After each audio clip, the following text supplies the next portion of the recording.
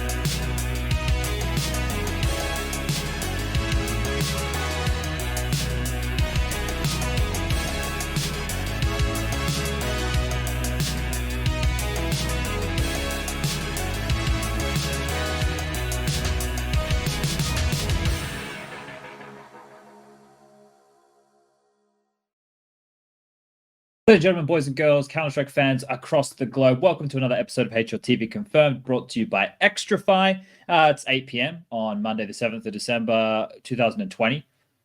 This is episode 19 of Season 5, and on tonight's show, we'll be discussing ESIC's most recent rulings. We're going to be having a look at the recent roster changes around Counter-Strike. DreamHack Masters just finished. We're going to be talking about some of the other events to close out 2020. And of course, we have a special guest that will be jumping into this golden in-game leader of fnatic. But wait a second before we introduce him. We got to get to the regulars first. Now, Lucas, 4 + 4 = 8. Wow, fantastic. You've nailed it. Striker, welcome back. You weren't here last week, so it's good to get you back. But now you get 2 questions as opposed to just 1. So the first one is coffee or tea? Coffee. Okay. And have you ever scored a strike in 10-pin bowling? Yes.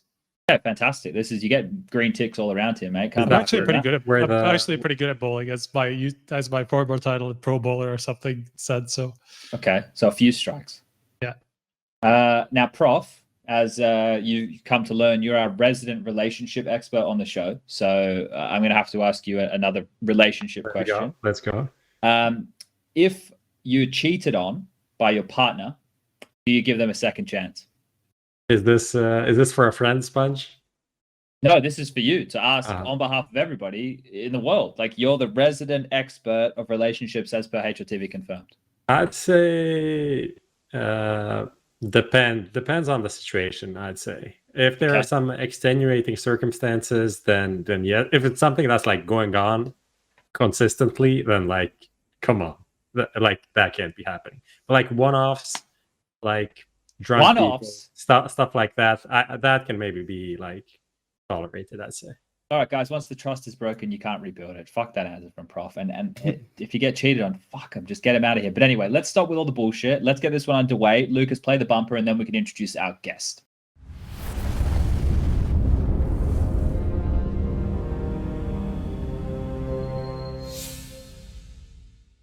All right, welcome back. Now, to kick off the show tonight in the hot seat, we have a big man, the in-game leader of Swedish powerhouse, fnatic. It is Golden. Golden, mate. It's been, let's just say, a long year. That's probably an understatement. You've got no more officials for the rest of 2020. The year's fucking done. How does that make you feel? What's the first thing that pops into your head when you hear that? No more officials in 2020. Kind of relief at the same time. Shit, man, what a year. Yeah, that's basically it, those 2 lines. Okay, now we're going to pivot this one, Striker. We're going to take this one straight into Flashpoint. Do you want to kick us off with questioning about their most recent event? Yeah, sure. I mean, I wanted to ask you like what your biggest regret from the tournament is, but I think I know the answer to that, which is going to be the Virtus Pro series and how that went to the third map when it shouldn't have. So yeah, could you kick us off on that? Oh, geez. Well, I think it was 13-7 on Overpass as CT, and yeah, from there, like everything that we did as a team, as individuals, didn't work. Like we couldn't play off any entry frags we had. Like we were up 5-4. The last round we were up 3-4. 5 versus 3, and we still lost. Like everything went downhill. Our comms were off. We were not feeling confident after losing a few rounds, and that, like, we knew that we should have one overpass, and that went into train. And even though we tried to reset, and also we had a talk after the overpass game, we did take precautions of that happening. Like we're trying to preventing it, didn't go so well. Like we got rolled on train. There was not much to do there. Yeah, and sadly, it kind of felt like it went on to the next day as well, a little bit more than it should have, and we did not play good after that 13-7 lead on Overpass 2 days ago. And since that map, all the other maps were not good from us. Yeah, I mean, a similar thing happened in the OG series as well. It was Mirage the first map, right? You also got like a 30, I think it was 13-7 as well. Like you had a good first half, won the pistol, maybe like the first buy or something. It was like, and then you lost like one forced buy from OG where they pushed apps and stuff like that, and then everything just fell apart. It's like it seemed like an unlosable map as well. So is it just like the mental part of the game? And it's at the same time, isn't Fnatic the team that has the best mental game, that they are the team that's gonna like fuck you in these like force buys? What happened? How did the tables turn in that regard? It's very difficult to pinpoint what actually went wrong, because it was more of all of us doing something that is unexplainable to each other. Like we know, okay, we might had a lot of regrets after losing a few duels or taking some risk that we shouldn't have taken, but in the end, we still lost. We still lost as a team. But yeah, I can't tell you what went wrong. Like I could like look at it and say, yeah, we shouldn't have done this or that, but that's CS. And our I felt like this is one of these two best of 3 was one of the worst performances, but mentally we were actually in it. I don't know how to explain it, but it was different this time. Yeah. So you didn't give up, but nothing worked. This is either like still. So, yeah. That's okay. This is a curious one here, Golden. Like, were you coming into this event feeling fatigued though? Like, because obviously it had been a really long year. You guys hadn't what came off the back of this. You had Beijing before that, you had DreamHack Open Fall, so you were in events pretty much nonstop anyway. But was it like coming into this knowing it was the last event of the year and everything was done after this? Because I know for a lot of people, right, when you sit down and you talk about just 2020 in a nutshell, the whole thing has been fucked for different reasons, right? But was it coming into this going, okay, well, we know this is it, like whatever happens here, it doesn't matter? Or was it we want to try and finish the year on a high? Most definitely trying to finish the year on the high. And as you said, it's the last event of the year, and that we have in mind, and we have actually taken prevent of us thinking is the last tournament of the year. Let's just get it over with. That mentality, we because we had Flusha, KRIMZ, and JW have a lot of experience, and they actually took this feedback from them, like saying, yeah, we can't think of this as the last tournament. We actually have to think of it. This is the only tournament. Like, it's still a tournament. We cannot think we're gonna be on a vacation after this. So definitely our mindset was in the right place, but we were on a boot camp for 7 days. And something we have noticed until recently is that the last day of the boot camps are actually getting a lot of we are getting fatigued. It's getting on our nerves and our, like, how much we can tolerate the game and the performance up to a high level. Okay. What about? I wanted to ask about JW, because I think it definitely was one of his best tournaments of the year. He really played well in almost every series that I saw, and from what I saw in stats as well, like, it was statistically like his second best event of the year. Was there something that changed with him, or did he just feel good against this set of teams? What was behind that, really? JW has been working on a lot to improve his game, from like utility tool to where to be in the map. This is something he has been working on individually, like alone and with me or with the coach. So he's making a lot of improvements regarding how to use the op in the meta, and yeah, and it showed. I think that's the point you just made there about JW, and the one before about, you know, getting fed up with the game, I suppose, or the practice or whatever it is. When you think about that, not as a concept, but more to do with Fnatic as a team, right? And the playstyle. When I talk about you guys on the desk, and I'm not sure how the other guys view it, but I would say that Fnatic for the longest time have been like a meta breaking team, right? You guys will always win this type of round that you shouldn't, or you're playing like these loosey goosey mid rounds off of each other and not always playing to what everybody else is doing at the time in the upper echelons, but still making it work and still being competitive. Is that something that in the online era, you know, you've had to look at shifting and changing a bit now that we're towards the tail end of 2020? Is that like a clear change for Fnatic this year, that you've tried to adapt to what everyone else is doing? We are trying to adapt to the online era, yes, and that is what all the teams, like the youngsters or the up and comings, are doing, is running on our shooting a lot of times. And also it has to do with the tactics as well. Like, if you see how we played after our win in EPL at the beginning of the year, the first win we got on. Yep. Yeah, and after that, I think a lot of teams looked at how we played and also knew what was going on. But also the in-game sound, which some rounds could not be done probably, like, because we are a team that has a lot of X factors in the team. They all, like, we are very good individually. We can make the round, a dead round, be a winnable round out of nowhere.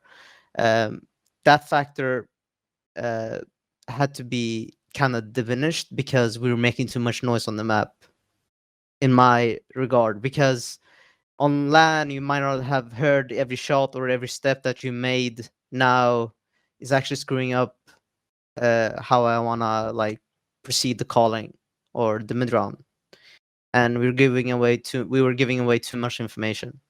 So from my point of view, that had to be changed, and like we had to be a little more chilled down on the server, and from there, yeah, we made some new rounds, more explosive rounds, just to, you know, be in the meta. I don't know how every other team are playing. So kind of yes and no to your question. I've always tried to be more creative than the other people in the scene.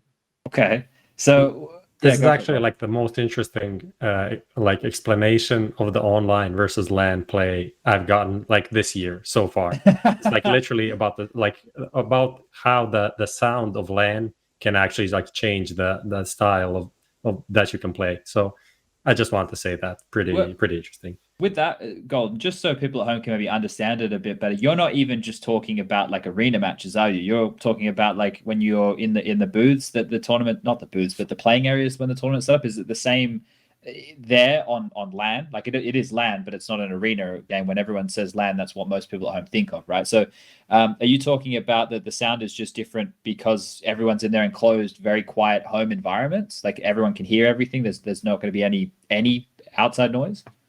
Yeah, like an example is just for people are complaining about the silent jump. It always has been there. It was never removed or put in there. But now you can actually hear it. On LAN, it was so difficult to hear it. Like, it could be.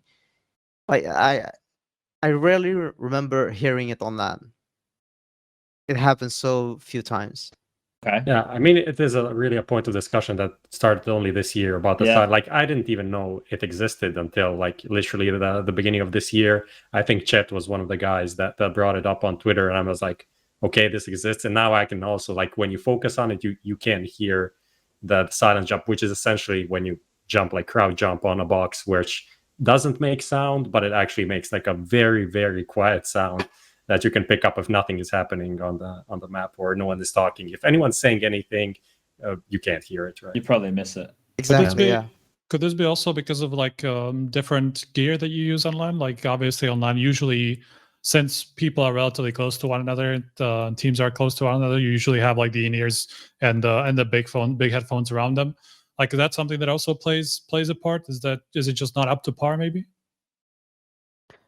No, I actually think the sound quality, if you were using the LAN settings at home, or would have given the same result as sitting with your own like headset. Okay. What are the other changes we're talking about here, Golden? Because most people haven't been so candid with that kind of information. It's more so, we ask, oh, what's the difference between LAN and online? And they go, oh, people aren't nervous in their bedrooms and they drink Coca-Cola, right? Like that's the level of answer the comment you see, right? But from somebody who's having to call the shots and obviously perform at a high level, what are the other, and if that is one of the big changes in your mind, please definitely say it, because I'd love to continue to reinforce anything we can. But what are the other big changes from the online to LAN to online for you guys to go through as a team and individuals? So a big part of that is like, I want to say that is the biggest part why we haven't performing as well as we should have on online versus LAN. On LAN, like we have so much experience in the team that is basically thrown out the window when we are sitting at home. People don't get as nervous as much, and they take more confident duels, or they make less mistakes, and that puts the probabilities of winning a round even less for us, because we might have been waiting for that mistake to happen, but they happen more rarely. And yeah, like the odds are less in our favor because we might expect them to do something that is not in their nature, or that's something we would expect them doing on LAN. But on online, they're playing very structured. They're playing the round to win 100%, making the right calls, or putting those probabilities of losing a round even less for themselves. And I feel like the ceiling of CS is going is getting higher online than LAN as well. That's what I was going to ask next, because I think that the general quality of games of Counter-Strike that we have has been actually quite high level, like as a maintained level from all of the teams throughout the year, with the constant matches, the constant tournaments. The level of Counter-Strike, I think, has still managed to, if not be as good, if not better than what we were experiencing before we got in this lockdown period, right? Does it feel that way to play, that everybody across the board, like the teams are playing a much higher level of Counter-Strike? Yeah, like definitely 100%. If you look at VP Virtus.pro, the team we just lost to 2 days ago, and they won the Flashpoint. If you look at them 1 year ago and how they played and how they're playing now, it's different. They're not playing as slow. They're actually playing very calculated. They're taking advantages, peaks with flashes. They're not always like the meme that James was always saving. he's actually putting himself in more risk situations, and they were playing very well. Like that's a team from, and like for example, they have this player JaCkz that is taking so much space for the team. Like he's doing a lot of solo plays, and a year ago they might not had a player like that. This guy is doing it for them and is creating so much space with so little resources, right? Resources, yeah. So definitely people are understanding how to make themselves bigger on the server than they actually are, and that is a sign of more intelligence in the game. Okay.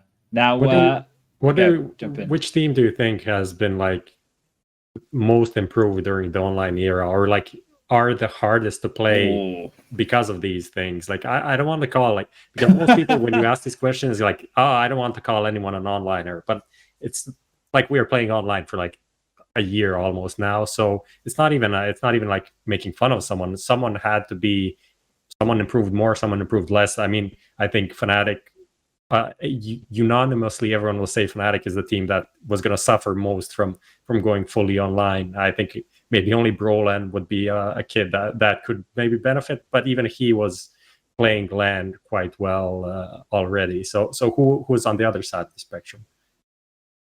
Yeah, like you said, no disrespect to any other teams, and I feel like I should give them props for their effort and work they put into the game during this time. It's probably gonna be Heroic and Big. Like the stuff they do, and this, like the small plays they make, or the moves or the flashes, the utilities they use, or finding always new stuff, is tremendously like it takes a lot of time, and like props to them for making all those plays work in their favor. Like that's why they're also in the top. Like Heroic, for example, like geez, they all the players benefit from it, because they were not on LAN as like on the big stages, and yeah, it kind of worked in their favor. I can't say more than that. They just if the opportunities are given to you, why not take them? Sure. There's a flip side to this question here, Golden, is that when we do eventually return to LAN, which if we're all going to be honest here, is definitely not on the cards anytime soon. Let's just throw out a hypothetical amount of time, and let's say the middle of next year, right? We get back to some form of a LAN environment early to mid next year. Do you think that is now going to have completely leveled the playing field because there wouldn't have been any LANs that people have played at for over a year? Or do you think the residual experience is still going to count for something that you and your team, or Astralis, or say the FaZe guys, have all been able to carry along? Do you think that's going to, you're still going to remember it? Like, I know that sounds silly. You're going to remember what it feels like, but you haven't done it. You haven't been in the practice of it for probably over a year. Do you think that it's going to level the playing field for the heroics, for the bigs, to be able to compete at a similar level once they get to LAN? That's actually a question I ask myself. Like, how would it be to be back in that exact scenario you were talking about? I do believe every team is gonna struggle a little bit. I don't think it's like a switch. You getting back into it. You need to at least have an event. You get into your groove. You do your routines. Whatever you do before a match on LAN, you will need to do it again and remember it. And it will take some time, but I do think it's gonna be a little bit struggle for the newer teams that are in the top right now to be in the capacity of, let's say, Astralis last year on LAN. It's not gonna be as easy as it is online, obviously, but yeah, it's gonna take some time. I also do believe that them making a lot of progress online will give them that confidence boost, that little extra that might help them on LAN. If they get over that blockage in their heads, then they could be a top team. Yeah, like I think one of the things which is really exciting, because I am in the sentiment that the level of Counter-Strike has definitely risen over this year. If a lot of these teams are able to port this to LAN, we could have one of the most competitive areas of Counter-Strike we've ever had, because there was always something before, right? Like in the early days it was, yeah, these guys have experience because they come from high-end 1.6 or source, and then, well, these guys have been winning everything and everyone's scared of them, or these guys, Astralis, have just changed how the game's played. Now it's almost like we've had a year of leveling the playing field. You can all play from home. You can all put in as much time or effort as you want. There's fucking tournaments every single day. So play as much Counter-Strike, fill your boots, right? And now there's a chance with Counter-Strike being elevated, once we return to LAN, if people can keep up this form, for us to have some great events. But we want to focus on Fnatic here before we get into that. And we have a little subheading here of you summing up Fnatic's 2020. So the year as a whole, where do you put it in terms of your years as a professional Counter-Strike player? Are you happy with this one? Are you happy just to get through it? You won a big trophy earlier in the year, but how do you feel? I don't feel so good about this year. I felt like I somewhere found a very good way of being a good leader and a teammate early to this year, and continuing that into Katowice, and winning the first online tournament, and then from there going downhill. So I kind of lost myself somewhere in there, but also found myself at the end, personally. And I feel like the team did this well, the same thing. Okay. Well, that is a positive look or outlook for at least 2021. Now, there was a question someone was asking in chat just before, and I want to ask this one because we always ask the guys about it on stream when JW's on there or Flusher. But now we got you in a bit more of a candid environment, and you can swear and you can be like, "Fuck those guys." When you see the boys going for all the knives and stuff and all the silly bugger play, as we'd probably call it in Australia, what are you thinking as an in-game leader? You're watching JW behind some guy with a knife in like a 2-on-1 that he can win or some shit. Are you losing your mind? Like, what when you're seeing that stuff happening? Because your team is the team that does it the most. What are you thinking? Just sometimes I just call it. I see on the radar, I see a red dot, and I see my teammate behind them. Guys, we have a knife, or they call it beforehand. Oh dear. And then just like it kind of gives us confidence because we know when we have knifed people, we actually win the match. Okay. So I was thinking back, oh, we're gonna win this. We know we got the one knife that we needed. We're probably gonna win this, and somewhat it just like gives us a little bit of confidence. Yeah, and that's a stat. That's a stat. I'm gonna look. I'm gonna try to look up Knife like nine wins. nine to Better win to win. ratio. And also it never hurts to have a little fun Sure. in the server because it relaxes the team a lot more. Yeah. Okay. Well, I could agree with that one for sure. Now, one of the things here which we're as a Counter-Strike world quite interested in is what's going on in Sweden as a whole. Now, for people who are not super familiar with you and your career, you were in the Fnatic Academy before you got promoted to Fnatic. So you've already had to work your way up the Swedish scene, right? And back then I remember, like, was it like Borton? I'd probably say the guy's name wrong. Yeah. I remember like I remember being at like a DreamHack Open somewhere and we we're casting you guys. I was like, how the fuck do I say half of these names? But my point here is you've already worked your way up the Swedish ladder once, right? When you were on your way up, was there a strong talent pool at the time of you making your way up? Because I want to relate that to now. Like, what is the talent pool looking like now? And was there names that you were playing with back then who could use a shot now, or have they all been taken by NIP?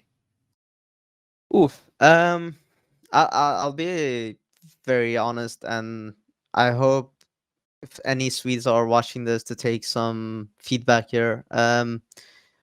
Like as when I was playing back then, the work mentality was shit. Like people didn't want to be that player that puts the team before themselves. They didn't want to put the hours in, like very like I didn't see my friends when I wanted to become pro. I didn't see my friends for an entire year. I think I saw them like six times before I became a pro, and I put everything I had into CS. I just want to become a pro. I feel like the mentality in Sweden, yeah, I played this one good match and I have a lot of hubris. Yeah, back then it was Fnatic Academy, and I had those teammates with me, Bolton, KRIMZ, JaCkz and Pleasant.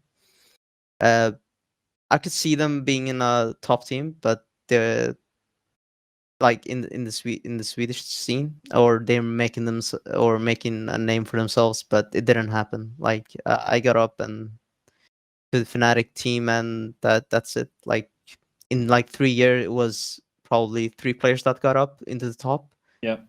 Me, Rez, Draken, I believe. Yep. And that was a pretty insane ratio. Do you think that a lot of that was well, actually, let's fast forward to looking at now, because let's keep it relevant to what's happening in the scene at the moment. Because I know a lot of people, we're having conversations about, hey, Fnatic, they're not winning trophies. How long can the org be happy with their results and that kind of stuff? And from you guys just came third at your final event of the year. You've had decent showings, but obviously no real deep runs for trophies in the later stages. So there's obviously a lot of conversation around like, oh, will Fnatic have a roster change, or does Fnatic need a roster change? Now, this question here isn't loaded, say, assuming you're looking at players to come in and take any of these roles, but is there even talent in the Swedish scene that is worth picking up? We saw Dignitas just picked up this kid called Heap, right? But before that, he wouldn't have been on anybody's radar. I'm just having a look here on HLTV.org. He has no teams on record before HLTV, before Dignitas, if I'm looking at this correctly, right? So is there Swedish talent out there that is even worth taking a gamble on at the moment? Yeah, I would say so. Like I think there are some hidden gems out there that could have been, that can be taken up, and if you put the structure and the resources to them with a lot of good leadership, I think they can be something made out of them. Okay.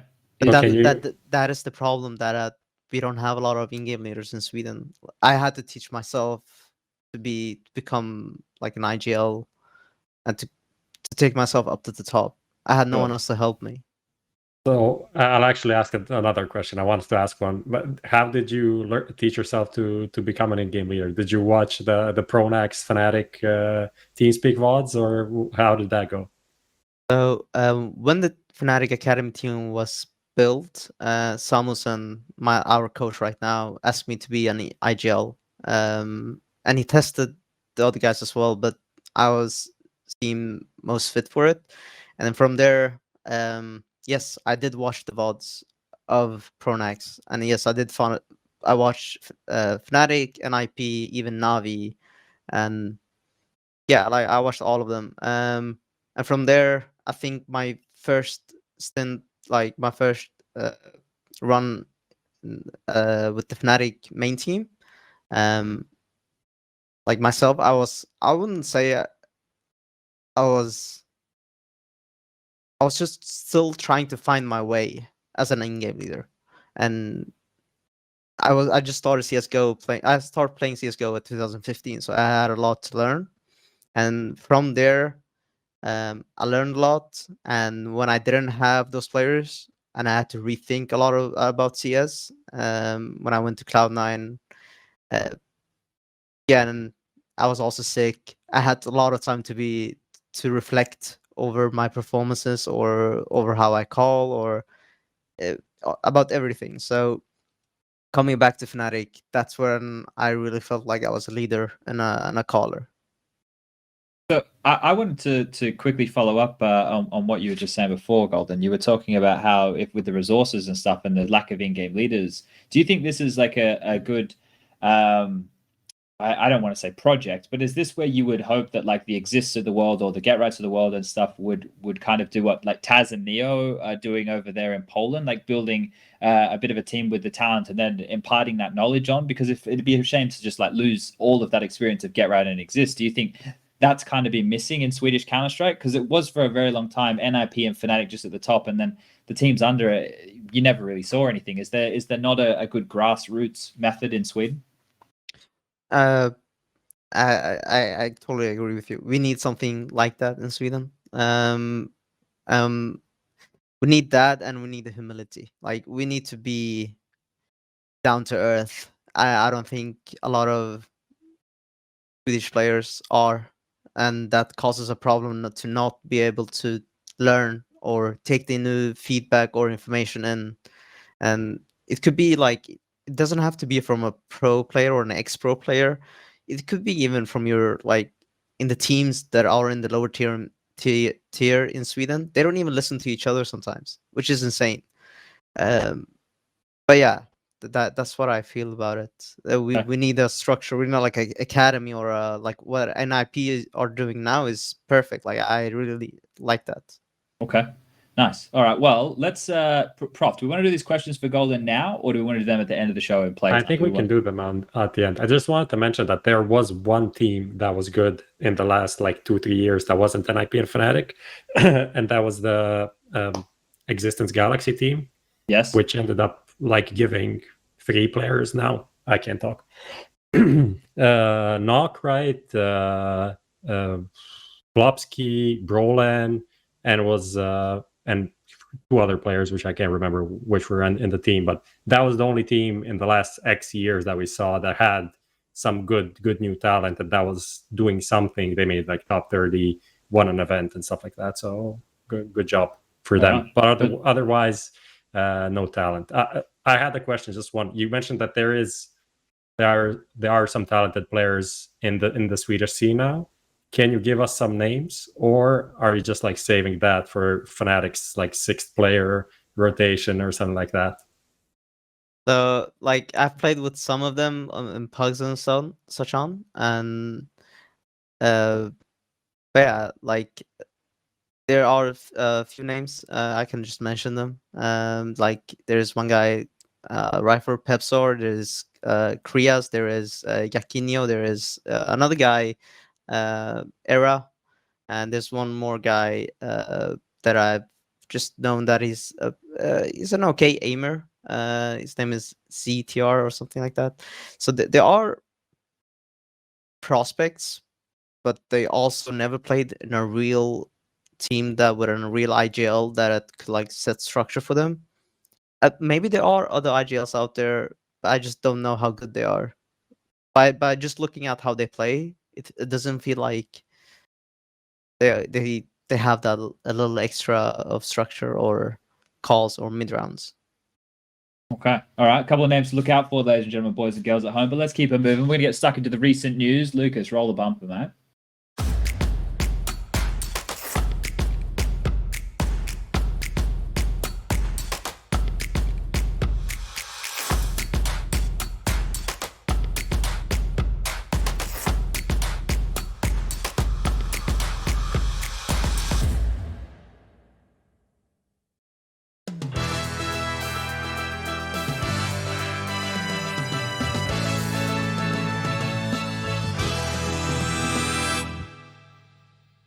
Oh, we're keeping you guys on your toes at home. Lucas is playing the wrong intros to catch everybody off guard. We'll fix it in post. That's what we always do. We fix shit after the fact. But I want to get stuck in the recent news. A bit of stuff's happened. If you missed it, there's a new Counter-Strike update. There's some skins. There's a guy called Daryl in there. He has an Australian accent. Matchmaking's a little bit better. And there's a new map called Ancient and some other things. There's a new Danger Zone map. Yeah, but we're not going to talk about that. We don't need to talk about that. That doesn't really impact professional Counter-Strike, unless you want to talk about the skins they're using. So otherwise, or we want to talk about the ping feature. That's something I completely forgot about. Oh yeah. Well, let's talk about that. Fuck it. Let's talk about that. Yeah, let's talk about that now. The question is, do we even think that's gonna make it into like competitive play? I think as long as it's not going to be like abusable, as we saw. I don't know if you saw the Reddit clip where the guy just like crashes the game. Yeah. No. I didn't mean that. I meant like that you can use it to spam certain spots, like jump to like tag a spot where where it creates a ping, and then you can see it through boxes and shit. So we can essentially like line up angles based on where the ping is. Like there, I saw a clip on Mirage where a guy just like jumped over mid, pinged like a guy who was peeking him from window, and then tried to spam him through the boxes on middle. And obviously, I guess you just can do the kind same of like with bombs as well when someone plants and like smoke in the smoke. And stuff like that. So that's a couple of problems there, which might come through with this new little feature here. Golden, have you played around with this pinging feature much? Not really. We were against it for using it in the no update, like in Flashpoint. It was mid tournament. So, yeah. Okay. But sorry. No, those people aren't familiar with it. It was basically in danger zone. You can ping a spot on the map. It also blinks on the radar in the top left, I believe, as well. Yes. So the functionality of that could probably be abused a little bit. I know that they've made it transparent now. For a while, it wasn't transparent, so it blocked the models. I think that was in danger zone. I don't know if that ever was in the actual one. But Golden, out of the premise here, do you think something like this ping, if it does stay in the game, do you think it's something that is just let's say an upgrade for communication, or do you think this is something which could be like a tool that it has negative side effects? So in the matchmaking and the like for the community, I think it's a very good future. But for the pro scene, I'm very doubtful of it, just because you can do certain stuff that requires less skill, and the skill ceiling will be to achieve that will be very easy. I just think that in the pro scene it shouldn't be that easy. Like with the ping stuff, you can use it in certain situations that can be very advantageous, like almost too easy. Sure. And that's some of like what Striker's talking about right here is some of the problems. If you guys missed it, I think it was on Reddit yesterday, Striker. I don't know. The days are all blending into one, mate. But I know exactly what you're talking about. And if we have those things that can be exploited, then yeah, we probably don't want it. And I'm sure this is something that the CSPPA will probably vote on and let the TOs know what they want.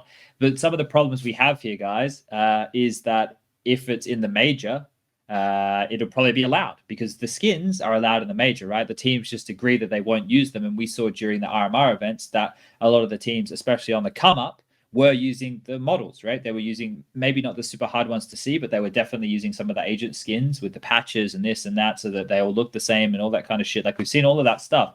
So I think here that it's one of those problems we're going to have where we might say no as the competitive community of Counter-Strike, but Valve might say, fuck y'all, it's in for the majors. And then it might just get used in the majors, and teams who don't use it at a disadvantage against the teams that do. Do you think that's a problem we're going to have, Striker?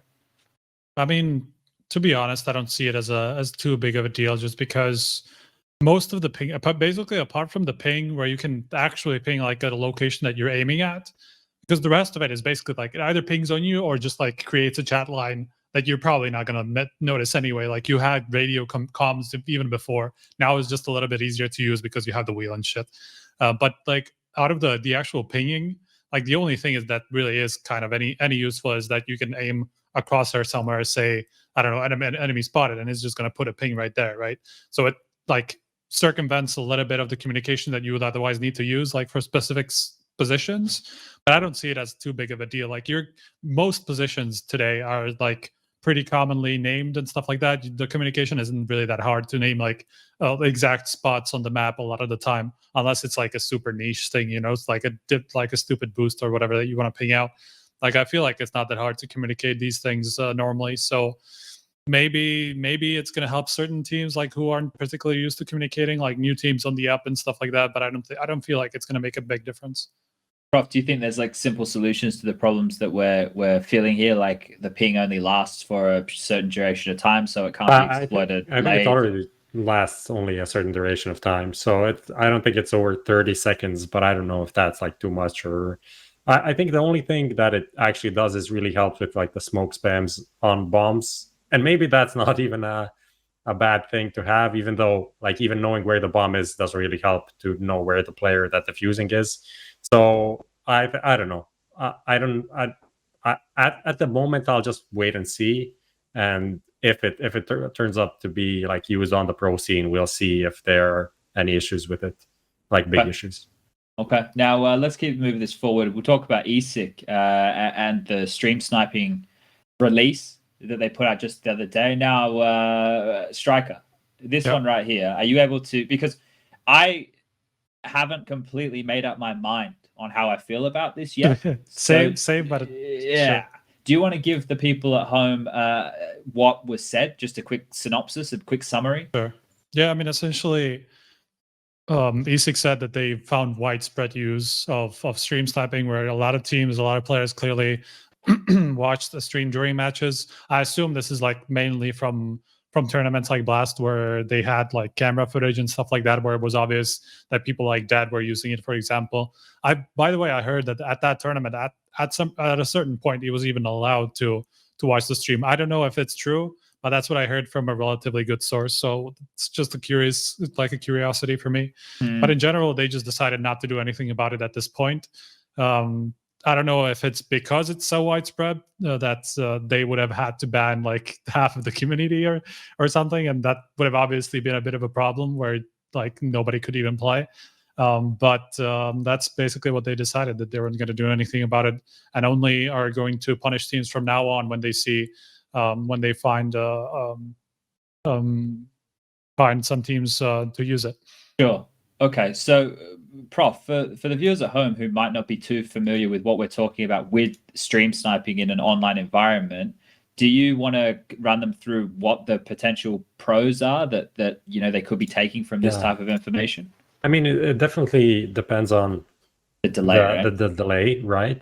And it wasn't always 5 minutes as it is now. I think from what I heard, it started with the Blast Showdown. Like the whole story started rolling out the Blast Showdown, the one in spring. Yeah.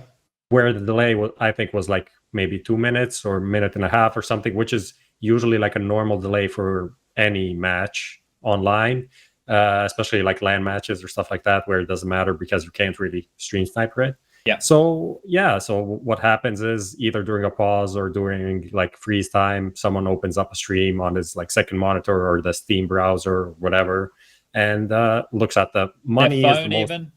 What?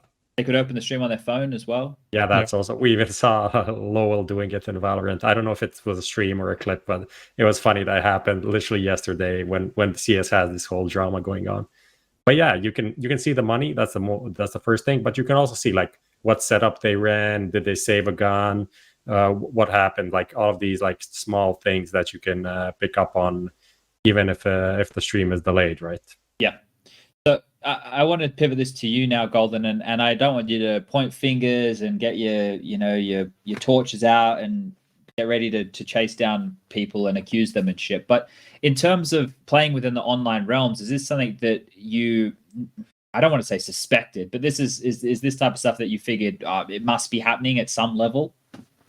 Yeah, like it's especially when technical timeouts are taken. That's when you're high alert. This is something they can be watching our money or whatever. Like it's something we just take into account and just like, yeah, whatever. It doesn't matter that much anyway.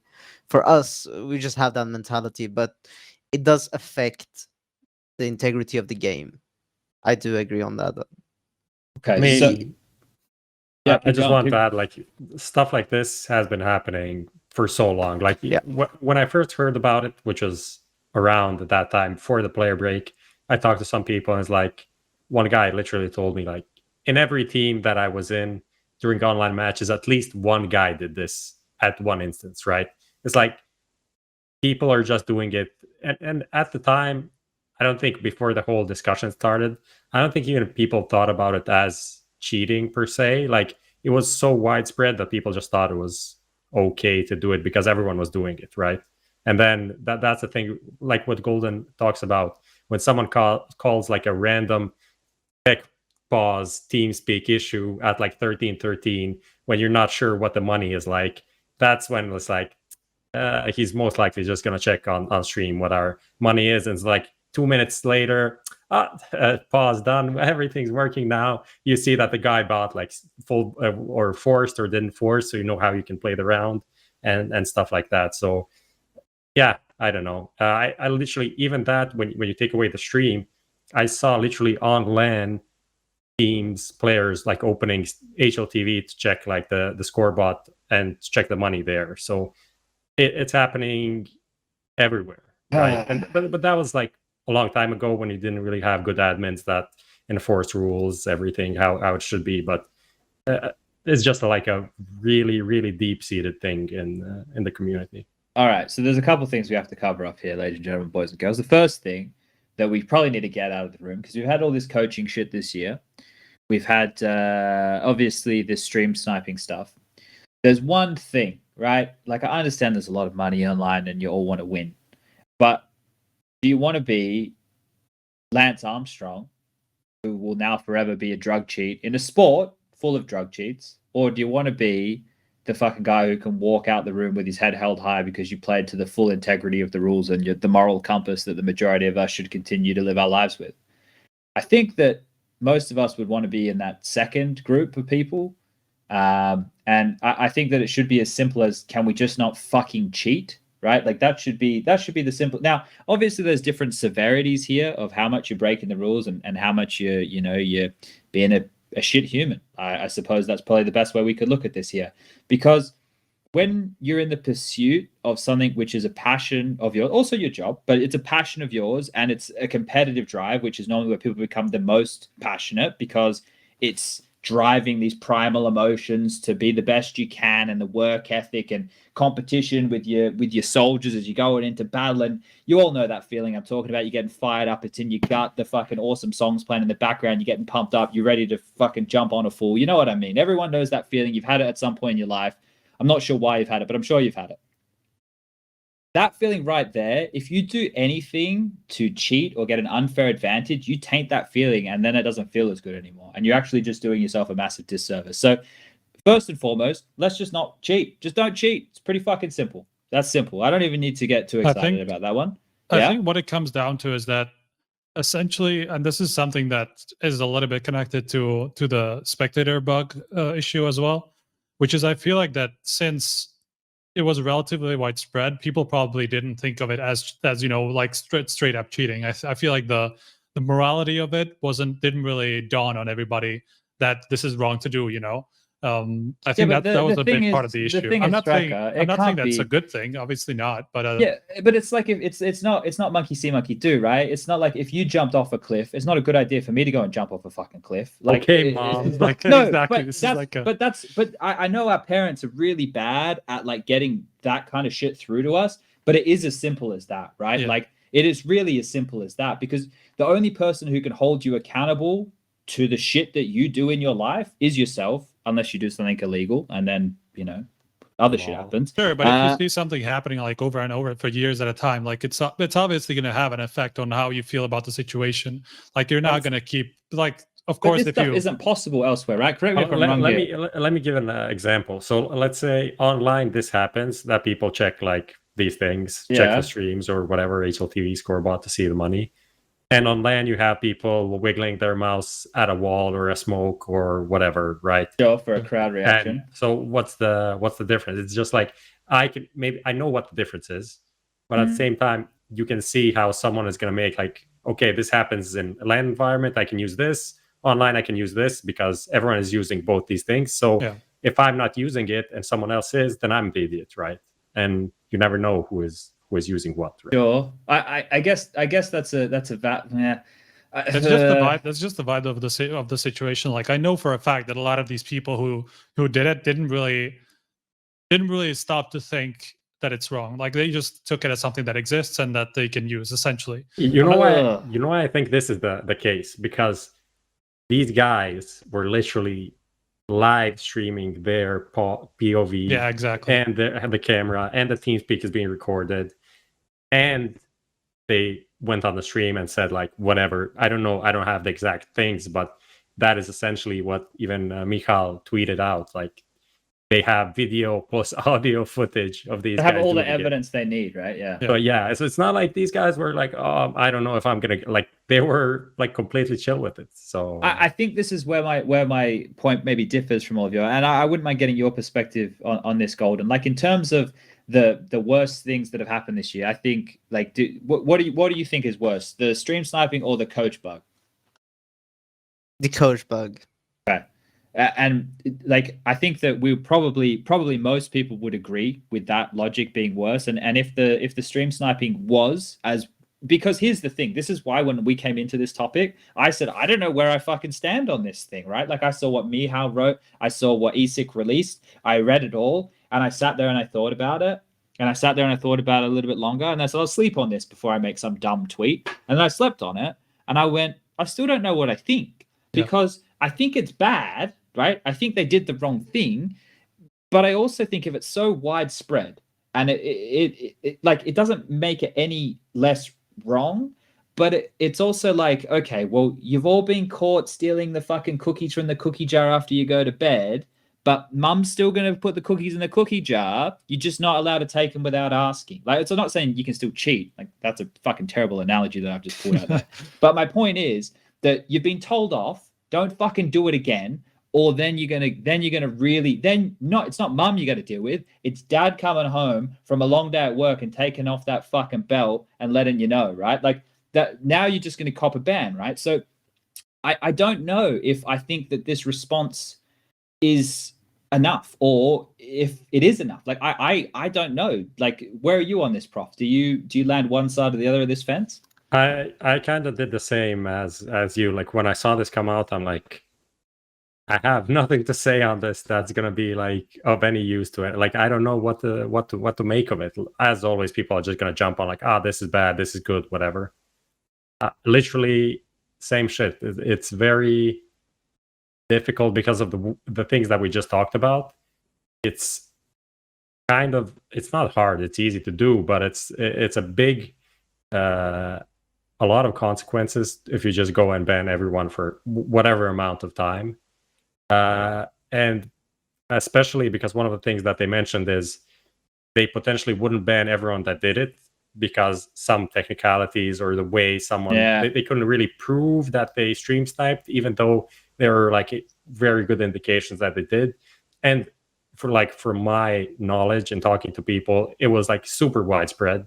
So most likely literally 50% of the players in the top 100 teams in the world would literally have to be banned. If God was here and just like saw everything, knew all the data, like literally that many people would probably need to get banned. And realistically 20 people would get banned. So then that's also like not the best whatever.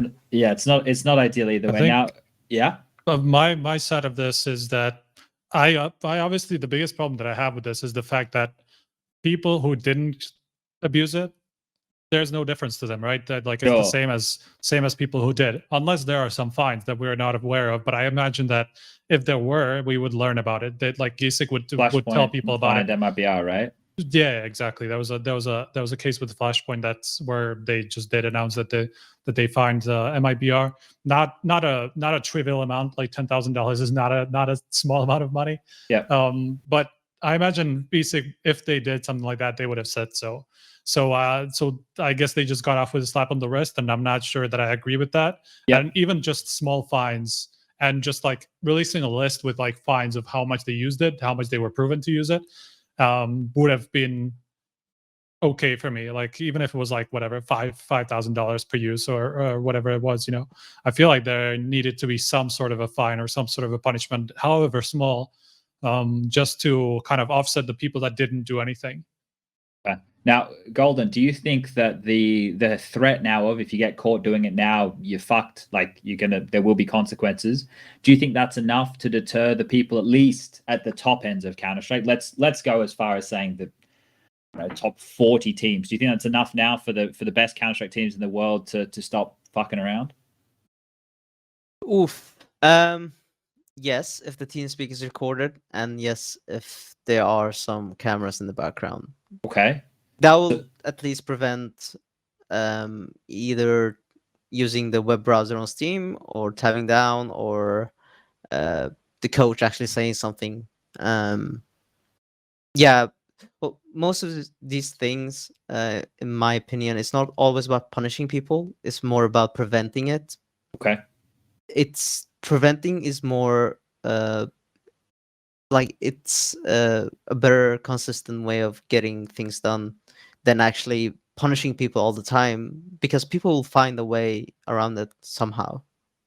Sure. Okay. So if we look at that, you said record TeamSpeak and obviously make cameras mandatory so that maybe there's a camera shot behind the row of PCs or something along those lines, right? Let's say basically what ESIC are suggesting, by the way. Yeah, and there was other suggestions in there as well, right? I know that the ESL stream for the long stint of events we did, I think we upped the delay. Don't quote I think me. it's 5 minutes at least that they're suggesting. I feel like that's the number. I'm not really. sure. It doesn't help 5 with minutes. players spoiling on Twitter, like With the three tweets. rounds. Yeah, before that is not fun. happens. But hopefully people will learn a little bit and just like learn to wait about when the match ends. You know, just don't tweet. Twitter fucking gives you best do that. brain damage anyway, so it's easier to stay off that thing. But okay, so if we had like let's just say, I'm just throwing figures out. Let's say we had a 5-minute delay. We had TeamSpeak recorded. We had, I think I saw from Rob Mulligan, they were saying that the coaches had to record their POVs. Let's get all that stuff Golden was talking about in the mix. I know when we do ESL events, because I remember when I first started doing this, it was online Counter-Strike I was doing. So one of the things they would do is disable the HUD in the technical timeout so you can't see, and it's just like the flyover cam. So if you sit, you can probably look and see what guns they have, but it's like panning shots of them in spawn. Is there anything else, Golden, that we're missing here that we could do to help? Like, would it be good for, I know, was there something in the ESIC thing about commentators not talking about, the state of the game during these timeouts? Is that something that would help as well, Golden? Yeah, like that's one of the few issues I also found with LAN, like casting. Like some people would actually, I'm not sure of this, but I would just suspect that some people pressed their key on the microphone and the caster were speaking loudly and they could hear something that could give away the, like, it's still some of that actually could be harmful on LAN even, but yeah, I mean, all the ways you can exploit using like the match, seeing the match, or the casters giving away something online, all that could be exploited, then that should be minimized, but also not to a level that is restrictful for the viewers at home. Sure. So we got to strike that hard balance there. So let's see if we can fix this problem, and hopefully we don't have any more revelations like this from ESIC in 2020. Maybe we have like 20 more days, please, no more. We don't have the NAMDL though. That's all I think the that's coaching the stuff. The next wave of the coaching stuff. Yeah, it's still coming. Should have been a month ago or something. Let's finish this before 2021 at least. You want to get all that bullshit done? Okay. Clean. Yeah, we get that fresh year. All right. Now, speaking of 2021, we're not starting so fresh. If you guys were deluded, I suppose you think that there could have been a major in the spring of next year. Let me tell you, that ain't happening. Now, I didn't even read this report, guys, because when I saw the title, I was like, well, of course, right? Of course. Striker, what's the news? What's actually been said here? Well, it's just that the spring major is like 100% out of this is from discussion. Now? Yeah. Okay. This is from an email that we got a hold of, so it's pretty much like 100%. Yep. Not pretty much. It's just 100% confirmed. They're only looking to host one in the fall, for which they already have a partner and for which they even have a venue lined up. So there's like pretty. I want to say definitive, but obviously these days nothing is really definitive, but definitive plans for that one. So for the one that's scheduled for November, I imagine that's still staying. The dates that were initially chosen for these for the two majors, which was supposed to be May and November. Mm-hmm. So November should be about when the next major happens, as long as things allow it, obviously. Okay, so I think the whole news was literally about, because if you remember a year ago when after Starlighter Major, Valve said like, we'll decide the next 4 majors. Yes. And they did give the dates and everything. And at the same time, they picked all the 4 tournament organizers that were going to run those 4 events, right?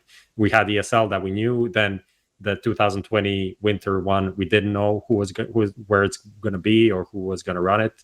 There were some rumors about like China major, whatever. And then, but that was obviously canceled. And then the third one as well is now officially canceled. So only the 4th one, I guess it's the same company that was picked at the beginning. Maybe not. I don't know. Okay. So with that there, now I wanted to dive into that a bit more, because there was one line in here, Prof, that I wanted to throw your way. We are still disentangling our prior commitments and currently have both a partner and EU venue designated for a major later in 2021.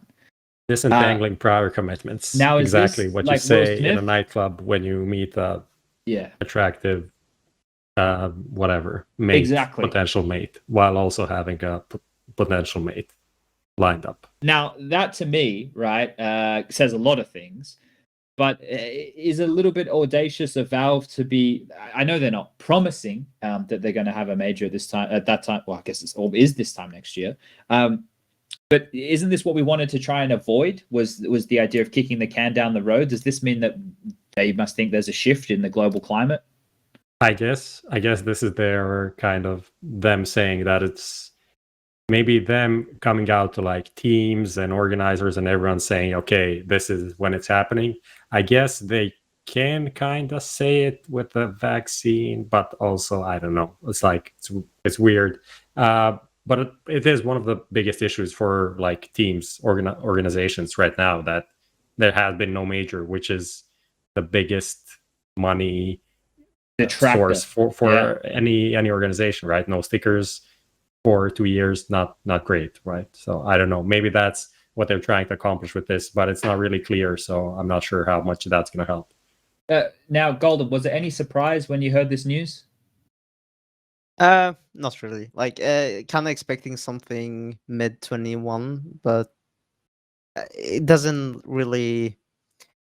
Like, they're pushing it more just to be more safe and take more precautions, and I don't feel like it's a bad thing, because we don't want the players to be stuck in a country two weeks before the tournament even starts. So yeah, somewhat it's a safe bet, and also gives more teams, organizers to prepare for that.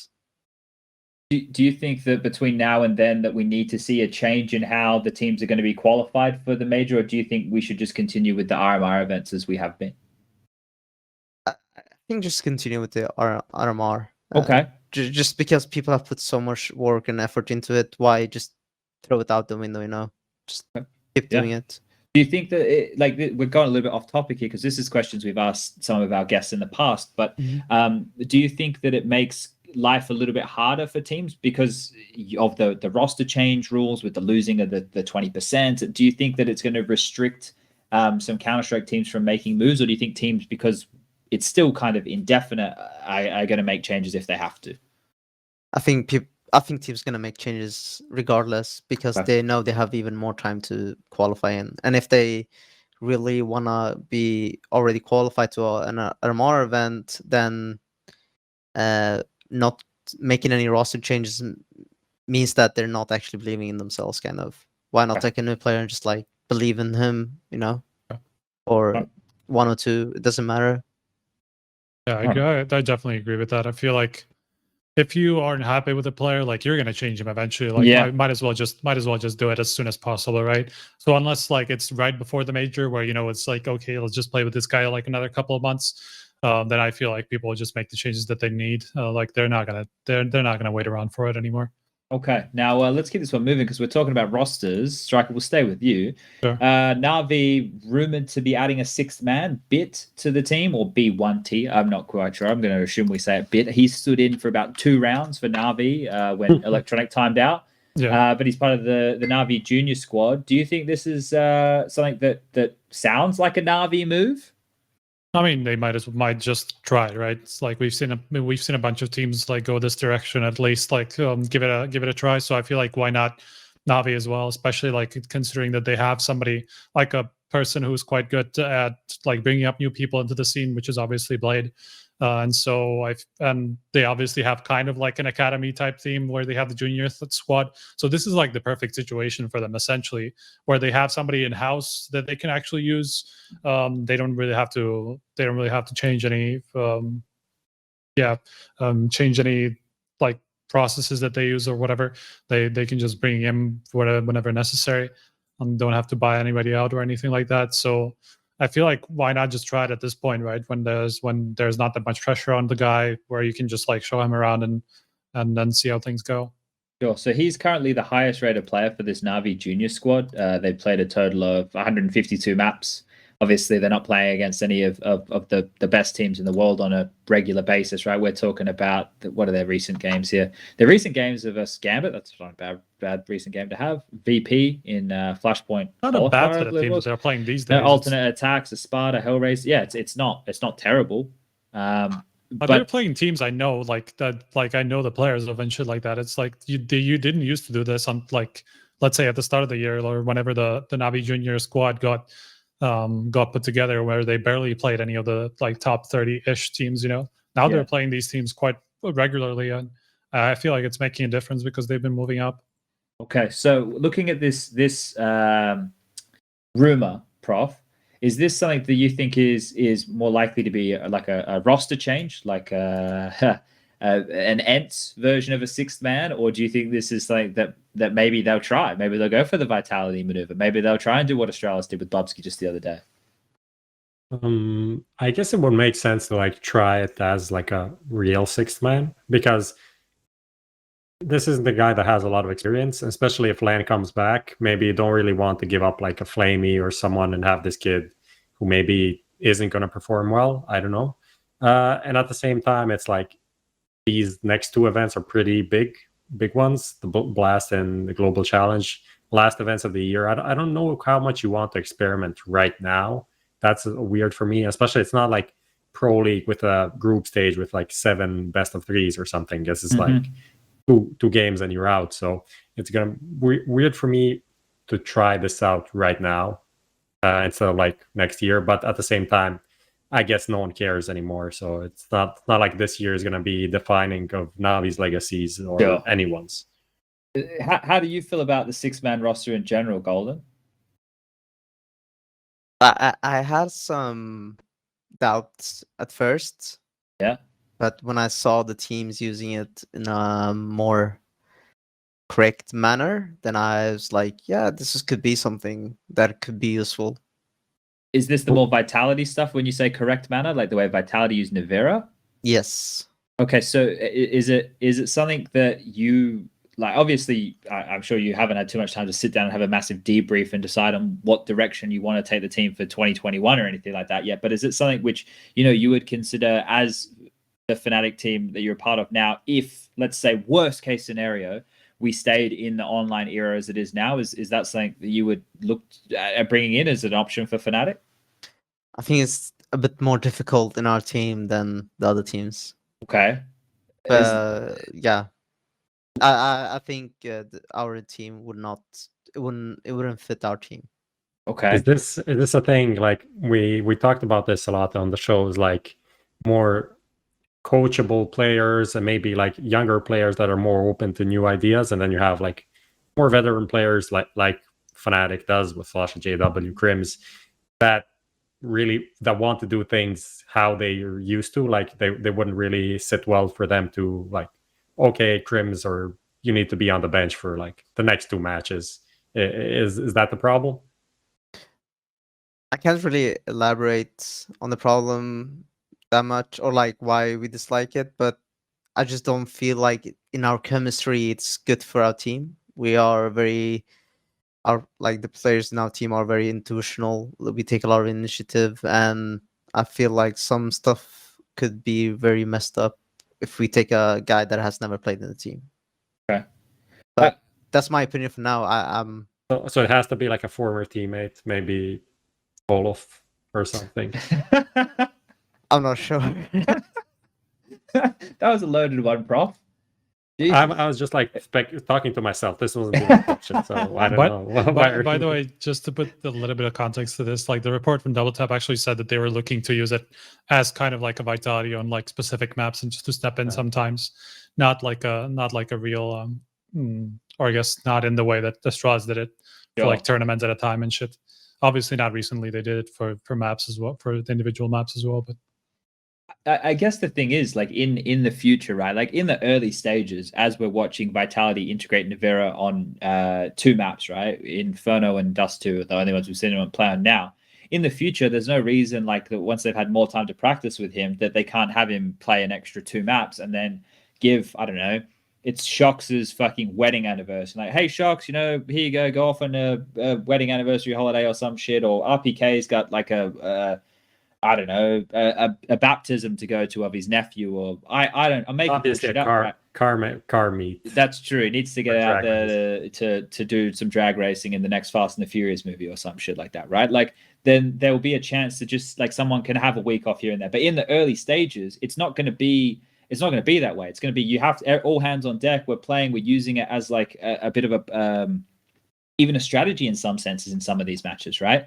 But I guess that's where this is going to change and grow. Now, we'll tailor this question a little bit different for you then, Golden. Do you think that the idea of integrating a player in this fashion, so having somebody come in, learn the communication, learn how the team functions, have them there, get them to come in with a little bit less pressure, they play one map or they play like a handful of maps, and then they're slowly being integrated into this team and system. Do you think that this is going to be the eventual future of Counter-Strike teams? Because the direction that we've been going as a game, lots of things have changed over the years, especially since Astralis did what they did back in 2018. Do you think this is kind of the next evolution? Or do you think this is something that a couple of teams will try, maybe a couple of teams will hang on to it, but it won't be widely adopted? I think it's the future, actually. Just because the pros outweighs the cons way too much. You have to do a lot more as an analyst just to know who's in the game or how they're gonna approach the game. It could be different in a lot of ways. And as you said, you'd bring in a new guy, he just like might just have no pressure, or if you like train him to not have any pressure, or you know, have a good structure around him, he's probably gonna perform well. Okay.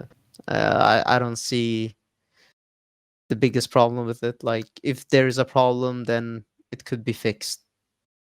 Okay. All right. Well, what about if you're open-minded? If you're open-minded, well, do you Yeah. think? Let me pivot this one to you. Do you think that G2 were open-minded enough because JaCkz is now out, right? They benched him. Do you think they should have stuck with JaCkz as a sixth man and had Amanek and JaCkz rotating, or JaCkz and somebody else? Do you think that they've made the right decision here by basically letting go of JaCkz?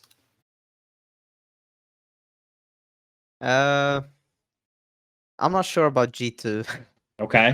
Regarding those players and like how they play, or how their mentality is regarding those stuff. I feel like there are upper I don't know how to say it in English properly, but I feel like there's some players that have more of an ego than others, so it's gonna be hard to integrate a lot of small details or whatnot. Okay. All right. I feel like that team needs to work in a certain manner and not be too flexible, because otherwise there will be issues that will be pointed at certain players. All right. I think I know where we're taking this one. Now, we were speaking about this, Golden, a couple of weeks ago when the whole rumors came out about Nico joining, and then we heard that they were going to be trialing Amanek and JaCkz to see which one was going to stay. Now, I think I was the only idiot of the group who said that probably JaCkz because of chemistry. Striker and Prof, were you guys the ones saying Amanek?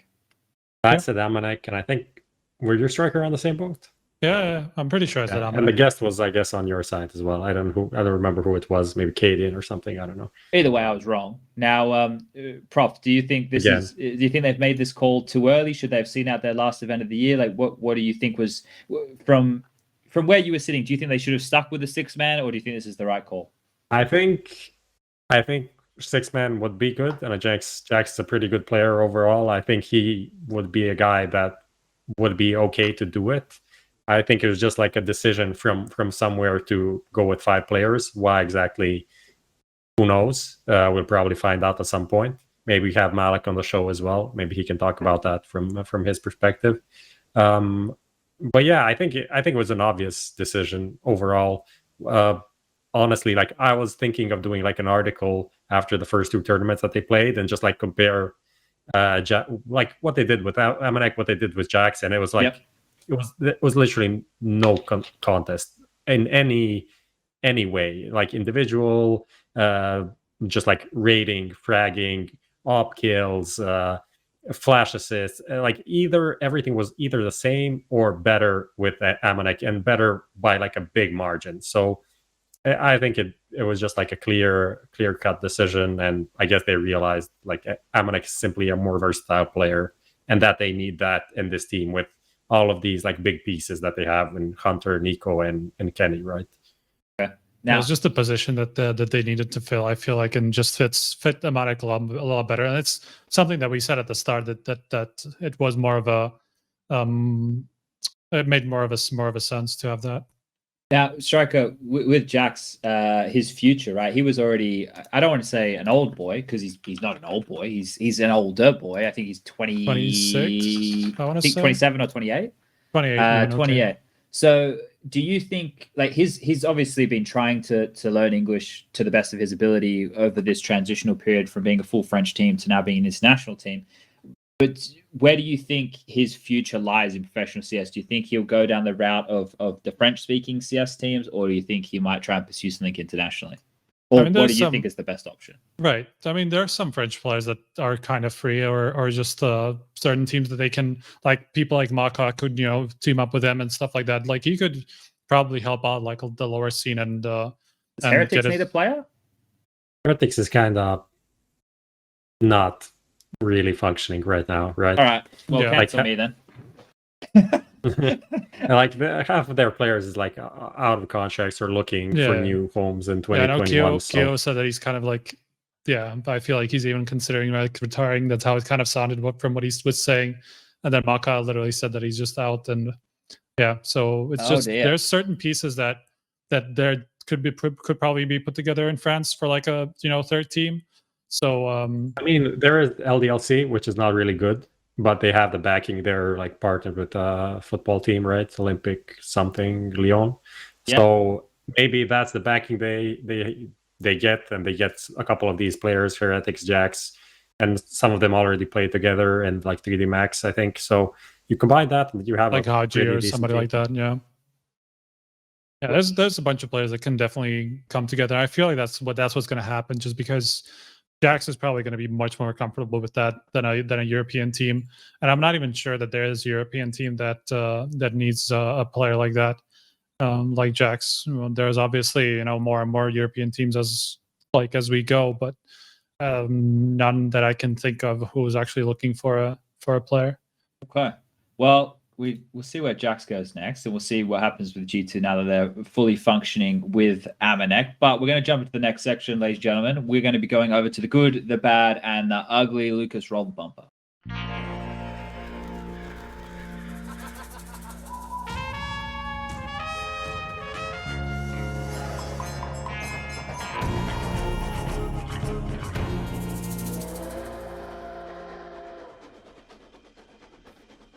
All right, welcome back. We're going to be jumping into the good, the bad, and the ugly. We haven't done this one in quite some time. Now, the first little subheading, we're going to be talking about the grand final, the European one. It was Astralis versus mouz. But before we get into that, is it here? I want to make sure I don't fuck up the runner show here for if I haven't done it. I wanted to do a quick little PSA in case you guys missed it, and more of a congratulations for Renegades, who went this entire year region locked in Australia, other than their little stint at the very beginning, and they won every single event that they played in Australia. Now, you're probably all sitting there going, it's fucking easy, mate. There's nobody good down there. That's the problem. You've just answered the problem yourself. Now, as somebody, and I know you guys don't give a fuck about what happened 5 years ago, but it's experience, and you can all shut the fuck up and listen for a second. When you're stuck in your own continent and you're playing as the best team, you have a target on your back and everybody's trying to beat you. They won 10 trophies this year and maintained pretty much decent form throughout, and they won all of them. So I just wanted to give a little bit of a congratulations to them on maintaining an undefeated streak domestically. It's no easy feat, and I hope we get to see them internationally soon. So that's done. Now we're going to continue forward. We're going to talk about Astralis versus mouz in the grand final here. Now, there was multiple grand finals this weekend. There was obviously TSM taking on none other than 100 Thieves. Then I think that was a Valorant joke. No one got it. Thanks for laughing, guys. I did, but it was so bad. You all left me. You fucking left me hanging out. All right, now this grand final, Astralis versus mouz. We put it in the good section here because it was a good grand final, I assume, right, Prof? I guess, and I mean, both these teams kind of delivered overall in the tournament, so it kind of goes all together, I guess, to talk about both Astralis, mousesports, and the grand final, right? So, okay, so where do you want to start, Prof? Because this one here, as people know if they pay attention, you write this shit, I just read it. So, do we want to start talking about? Do we want to start talking about mouz? Do we want to start talking about Astralis? Where do we want to start on this? I guess we talk with mouz because that's overall, like over the last couple of weeks, their like rise. Improvement has been bigger than Astralis has been, like probably expected anyway to get to the final anyway. Mm-hmm. So yeah, what the hell? They are actually good again, and well, they got a coach now, right? BMUS did pretty well. They got a coach from Renegades who's just used to winning all the time, so he just brought the winning mentality over to mousesports, and I think BMUS did pretty well. Robs is probably like a top 5 player in the world right now. I think that's like a pretty legit way to put it. And then Frozen is delivering after his classic like being gone for like a month. Now he's back to like being super good. And those are the 3 things for me that did the most to see mousesports in the grand final. Did you get to practice them much since they added BMUS Golden? Yeah, I think we have maybe 7 practices against them in total, or maybe 5. I don't remember. Somewhere around there. Did it seem like from those practices to you that they were going to be, a team to obviously to look out for? There's very skilled players, but be going deep in tournaments like this? I'm not sure. We always played very good practices against each other, so it's always been very like the score is always very close. So it was hard to say. Okay. What about like their play style or approaches as a team? Like what kind of a bucket do you put them in, right? Are they like a volatile team? Do you think they like ride or die by, the space that it was Karrigan, but now obviously BMUS doing a lot more entry fragging stuff? Do you think that this version of the team makes maybe more sense with Karrigan's approach to the game than when he had WotZic? I feel like it's harder to know what they're gonna do, but but also in a sense, when you know Karrigan has an op, you kind of know it's gonna be a little more slow paced. But yeah. All right. Now, Striker, I've got you here with this grand final. Now, if you're anything like most of our viewers, you probably didn't get an opportunity to watch all of the games of Counter-Strike. Is this one that you had an eye on? Well, a little bit. The thing is, I was like on the Flashpoint side, which was going on at the same time, so I kind of missed like most of the final. But in general, just to come back to what I think is the biggest difference in mousesports, I think it is BMUS, just because the last 2 events where they've done well, like he's been through the roof, like compared to the start where he was clearly struggling. Not necessarily in the roles, but it's just he's an inexperienced guy. Obviously, had to switch teams relatively quickly and get into like a new space. So clearly at the start he wasn't very comfortable, but the last 2 events, like he's been very consistent actually for a guy that literally just arrived like half a year ago. It's been pretty surprising, and his stats are really good and from match to match. So I feel like he's definitely the biggest difference because we kind of know what to expect from Ralps. Like he's always going to be up there to doing damage, and he just needed a little bit more help, and I feel like that's where it came from the most. I want to ask a question to Golden here, but it almost doesn't make much sense because Fnatic are a team that operate with JW as the primary AWPer, but he's kind of like sometimes he's AWP and sometimes he's not. Whereas like you look at this mousesports roster now, Karrigan will AWP, Chris J will AWP, Robs pick up a fucking AWP, but it doesn't feel like their game plan is built around it. So if I was to ask you, Golden, how far a team like mousesports could go, you'd obviously think that they can, go the distance without a primary AWPer, right?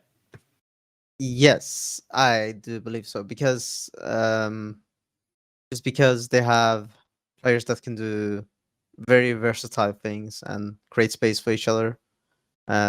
Sometimes on certain maps you don't need a lot. You just need someone to get a 1 frag and it's like a domino all the way through.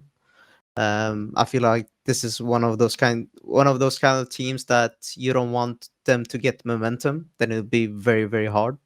They're very hard hitters. So yeah, I do believe they are I actually think they're very good Okay. compared to what they were before. All right. Well, that Well, look. like you said a month ago, it just I don't know where this came from, like how they played before, and now just in the final. It seems like it's clicked pretty quickly here, right? And this is one of the things that we have to take note of with the online era is we've had big as a number. We were talking about this today, Prof. Right? So there's like 5 teams who have been number 1 this year. What was it? More than 3 times, or was it? Let me see. You've got More than 2 weeks. That was more than 2 weeks. Okay, so this is the list that Astralis was number 1 for 15 weeks, right? Navi was number 1 for 10 weeks. Big was for 8. Vitality 8. Heroic 3. G2 2, and then fnatic was number 1 for 1 week, and EG was number 1 for 1 week as well. But let's just take a look here at the teams who are for multiple weeks, and the consistency out of some of those names. Well, Australia's 15 weeks, that's a long time. Navi 10 weeks, that's quite a long time. But right now at this period of Counter-Strike, I don't know if there is a best team in the world. Do you agree with that, Prof? Do you think there is like a number 1 undisputed best team in the world right now? I don't think undisputed. I think probably Vitality based on like past results. But if you think about it from like a casual point of view, going into a tournament, this team has to win. Not has to win, but is most likely going to win. There isn't really one team. Yeah, I was just looking at like Blast and IM Global Challenge, and you look at the team list. It's like literally anyone can win this league. All 8 teams for Blast could potentially win the trophy. Not that they are favorites, but like if anyone wins, it's like, okay, this is reasonable. It's not even like a massive weird upset underdog story that's going to be happening. So that is definitely, and even when you talk about like Astralis being 15 weeks on number 1, that wasn't 15 weeks in a row. That was like 3 or 4 different time periods in the year, like early in the year, then like middle of the year, and now at the end. So it's not like even they were consistent in them being number 1 throughout the year. Okay, let's talk a bit about Astralis now, because that was the other team in the grand final they're the ones who won the grand final. And if you missed it, Bubzkji, he was subbed in on Nuke to play for JaCkz, and they ended up winning Nuke 16-13. That was a map that when those 2 teams had played last time, I believe it was pretty close as well, like a 16-14 kind of result. And before that, another close one. Astralis' Nuke hadn't been looking as good as what it previously had. A lot of teams are playing Nuke now, so this was a change that they made, and it seemed to work for them in this matchup. So that's good to see Bubzkji getting some playtime through, similar as what Vitality are doing. And the other big takeaway in recent news with Astralis is the fact that Glaive tweeted say he's back to in-game leading, which seemed like it was getting more fragging out of Magisk, right? Striker was that statistically? I haven't checked the stats to see, but it looked like Magisk was finding a lot more impact. I'm not entirely sure that this is backed up, because I feel like he was doing pretty well and even before.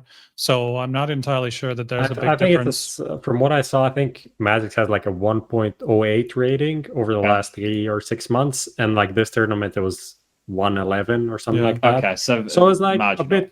a bit higher, but he was pretty good even when he was in game leading. Okay. Do you? Okay. Well, let's stick with you here, Striker, on this. Do you think this is the right choice for Astralis to just go back to having Glaive as the primary voice? They can always go back to Magisk at a later date, right? If he's feeling fatigue. Yeah, I mean, as far as I know, they always kind of had like more voices on the team who helped out. So I feel like it's probably still going to be like Magisk is probably still going to have a certain voice, in backup calling and just like ideas and pitching in ideas and stuff like that. Every team kind of works this way a little bit. So I feel like there's always going to be help if they need it, essentially. Like they're not going to have a problem if somebody's, out of ideas. They're not going to have a problem with having some backup calls. So whether it's like officially like the main in-game leader or not, I feel it doesn't really matter too much. Like, sure, you have to have it kind of set in the team to know like who's the main voice and who has like the final call. But in the end, I don't think this is a mega big issue that Astralis have to worry about. I wouldn't mind throwing this one your way, Golden, because now you can tell me I'm completely wrong in modern Counter-Strike, and actually I would love to hear that. But when I was in game leading, I was the guy who was playing a lot of the rotator positions on the CT side, or on the T side, I was making sure I was setting my teammates up with nades. So I was in like flux a lot more, right? Because I'm setting people up. How am I being able to move my pieces around so they can get, or I'm doing something stupid and going for an entry frag to make space, right? But you're in these positions where you're either coming in late, everyone's already dead, or you're going in first to make that space, and you're a bit more in flux, right? having multiple people in the team, if Magus and Glaive were both still kind of, no, I'm not saying stepping on each other's toes or anything, but both still in like an in-game leadership brain, I would assume it's pretty hard for Glaive to turn that off. Do you think that would lead to the team having too many people who are too mobile, you know, constantly moving around the map, trying to help everybody out? So that's the thing where if you have two callers or one main and one secondary, is that the secondary guy, it shouldn't always be him. Like for him, it's more important to maybe direct or give initiatives to give him certain A's, or like let's say the main IGL, the caller is dead, then the secondary one takes over, because that's sometimes what we do, but not all the times. But sometimes, for example, Flasha might just take a little more initiative when I'm dead. But let's say we go to Flasha's side because he's on the other side, then Flasha will want like maybe a flash, or I'm not there I'm on the other side making space perhaps, then he'll I'll tell them, yeah, you throw that, but then someone can always flick in, yeah, I'll throw this, and yeah, you just throw that on this timing, and so on. Okay. So probably no real consequences there. There are some Yeah. consequences, but you really need to be on point with each other and have a really good open communication. You don't want that to be mixed up in a round. So you have to talk with your guy, like saying, yeah, you can take over in this spot, or this is the way I like to be helped, or whatnot. If you don't do that, then it's going to be just like you said, people are going to run around almost like chickens. Sure. Now, I want to ask you this one before we move on to talking about GODSENT. Do you think, because we were just talking about this moments ago, do you think there is a world number one right now? If you could pick a team, do you think it would be easy for you to pick that this is the best team in the world right now? No, unfortunately not. Okay. Anyone close? The most consistent team, I would say, is Vitality. Okay. I agree with that. You want to? I would mind. What's your top 5 looking like right now, Golden? I'd love to hear what you think. Top 5. Yeah. Like I'm not looking into just the past tournaments or whatnot. So in your opinion, just in my opinion, yeah, Vitality, Heroic, even like Big played very well, and Astralis. Okay. Did I miss one? Yeah, I think that was that's 4. Vitality, Heroic, Big, Astralis. Unfortunately, if you only counted 2 months or 3 months into the year, I would say fnatic. What about not Vitality, NAVI? Dude, it's so hard to know where Navi stands. Yeah. I know. I wouldn't say they are consistent way of the other teams. Like sometimes they pop off. If they don't, you know where they are. Okay. I feel like they also don't play as much as the European stuff, just because they're in the CS and they played some of those tournaments at the time. That like they're kind of outside of the loop a little bit sometimes. So what is I think okay. Last one I'll just put maybe just because Complexity have been doing very well lately. Okay, all right. Throwing them in the mix. They have had a bit of a rough one recently. I know. SPUNJ is happy. JaCkz's team is getting some recognition. Yeah, I know that. Even though they've been worse since they added them. Yeah, I just saw a topic. Been going as deep. Yeah. I saw a topic on HLTV the other day. JaCkz to Complexity, worst roster mode of 2020. And I just thought about SPUNJ. I'm like, oh dear. Good, you're on sports mode, so you didn't get upset. I don't use sports mode anymore. I just don't let it hurt my feelings anymore. People seem to be nice to me on the internet these days, so it's all right. All right, let's keep it moving. We're going to continue with the good here. We are like chewing through time so fast. Yeah. How is this possible? Yeah, it's fine. We need to get to the questions at the end, so we'll smash through this, and then we'll do the questions, and then we'll do the final event stuff. Just so we can make sure we give away the mouse for everybody playing at home. We probably won't do the final events, to be honest. All right, guys. So we're going to talk about GODSENT because they added Emmy. They played in the Blast Premier event with Emmy against Mouse Sports, right? And that was their debut. That didn't go great. But then in this event here, they played really well. They beat Astralis. I don't know if you guys fucking missed that. You probably shouldn't have missed that. It was a really good game. And Emmy, in terms of firepower, I think that he delivered a lot more than what any of us were expecting, right, Striker? Yeah, I mean, He's still the at the thing bottom is, like, if you- stats-wise. yeah, Don't look at the numbers. Don't look at the numbers. Exactly. If you look at the numbers, it's actually not that different. But he has, I feel like he has had more peaks than like Crystal would have. I feel like he's had games where he was surprisingly like among their best fraggers and generally had a lot of impact. If you look at the eye test, when you look at the stats, I feel like it's just he has to be like really inconsistent because like the games that I saw, he was good, and then his stats are still like Crystal level, 0.85, something like that. So has to be pretty big inconsistency wise. But generally, yeah, I was pretty surprised in some of the games that I saw. His event rating was 0.87, and Crystal's average over the last 3 months was 0.8. So that's actually a fucking big improvement of 0.07. Like imagine someone made a joking tweet about it. And it was a funny tweet. Yeah. But at the same time, like imagine just going from 1.0 to 1.07. That's a fucking huge improvement, right? True. Just because it's like 0.87, it seems like, well, I mean, it is bad objectively. It's not good, but it is improvement for the team, and that's what it is. And when that Astralis series, he actually top fragged, and that is something that Crystal never did. He just never did. So sure. Well, they're undefeated on Nuke, right? They played it 4 times in that event, and they won it every time. It was 2 wins against mouz Sports, which, as we saw, had really close games against Astralis. It was a win over Astralis, and they also beat North. But they started picking Inferno, which used to be their kind of pretty shit map for GODSENT, and they played Mirage, actually, which they almost never played in the past. So it's kind of, you see things outside of just like Emmy's fragging that are like he's bringing to the team, like some new stuff.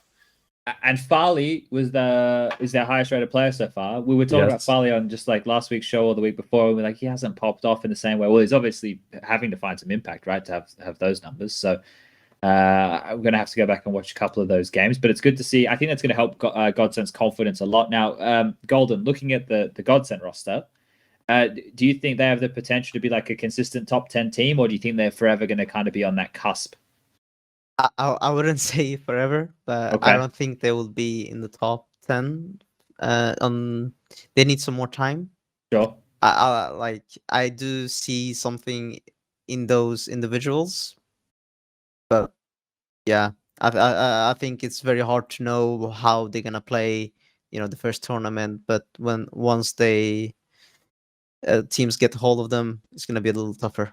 Okay. Well, you actually played with Sticko, right, in Cloud9, and yes. that was the start of Sticko like transforming himself as a player. I remember like an interview where he was talking about like he needed to literally like relearn the game and stuff like that. So what was that like? Actually, you get into a team with a guy that used to be like a super support, and I don't know, like how much he is reinventing himself, how much you were helping him to like rediscover his form. What was that process like? I've actually reflected a lot over my time in Cloud9 with Sticko. So I felt like Sticko was put down in a role of his potential and raw skill. Like he actually has a very good aim, was not used to 100% when playing in mouz Sports. He was playing like I remember him once getting 37 frags in a match, and he said he was lucky. I was like, dude, you can't say you were lucky. Just like I was trying, like I don't know how they treated him in mouz Sports or whatnot. I just wanted to have that confidence and just like that brilliance in him to be showing even more, like believing in himself and doing more aggressive stuff and playing into his skill. Like maybe that wasn't him in mouz Sports, and when he came to Cloud9, I didn't really want him to be in that super supportive role. I want him to take more actions because he needs to use what he's best at.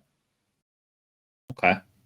I think confidence was a pretty big issue with him for a while, but I feel like he's gotten over that point. I actually feel so as well. After Cloud9, and it went like 6 months, or I remember, but I saw him like popping off even more and more. And sometimes when we practice against him, he's doing a very good job. Yeah, I think you need a little bit of that mentality, though, right? We have to be more selfish because he always was. When we had people talk about him, he was always such a good teammate, right? So he was doing stuff to set up his teammates as opposed to facilitating himself. So that can always be a little bit of a drama there with getting the most out of a player. But we want to keep this one rolling along. As Prof mentioned, time is getting fucking soaked away here. Now we're sticking with the good. We've got one more little chat point here on the good, and this is talking about Cloud9. Now, if you saw their debut in Flashpoint, they lost to Virtus.pro and OG. They were in Blast. They beat NIP. That was actually quite the victory. I think Floppy had a really good game there. But to catch up to DreamHack Masters, the most recent one, their opening game was against Gambit. They lost that one. Then they went on to beat Ents and Spirit, and then they lost to mouz Sports in 2-16-12 losses. So just looking at the more recent results, Prof, do you think this is promise, or do you think this is just, okay, they're due a good event? I think they showed promise, honestly. And the Blast event was also kind of decent. I don't remember how they ended. Did they lose to mouz Sports as well? I think they lost to mouz Sports there as well. Yep. So I think they kind of showed that, like, what they have. Floppy's 2 1v5s in 2 days. That is not going to repeat. I'll just say. I'll do a Henry G. This is not going to happen again. Like, people play like 8 years and have 1v5, and he has 2 in 2 days. That's bullshit. But other than that, like, everyone stepped up in some regards. We saw some like games from JaCkz that maybe he wasn't good, but on the next one he stepped up. We had Floppy. Alex is playing like fucking insane. If you ask me, probably the best player on the team right now. Just like, not maybe stat wise, but the kills that he's getting. Sure. It's kind of the Alexi B style. It's just like, if you get this one kill, which is like a very hard kill, almost worth 2 kills in one, right? And he's doing that shit and like instantly destroying people with like just going around the corner, the guy's dead instantly, no chance. So stuff like that is pretty sick, and showing promise. Do you think, Striker, looking at this team, who I think what is Spirit ranked in the world? Where are they at? 25, 20 okay. I think they're 18 20 now. So really? They've only you're right.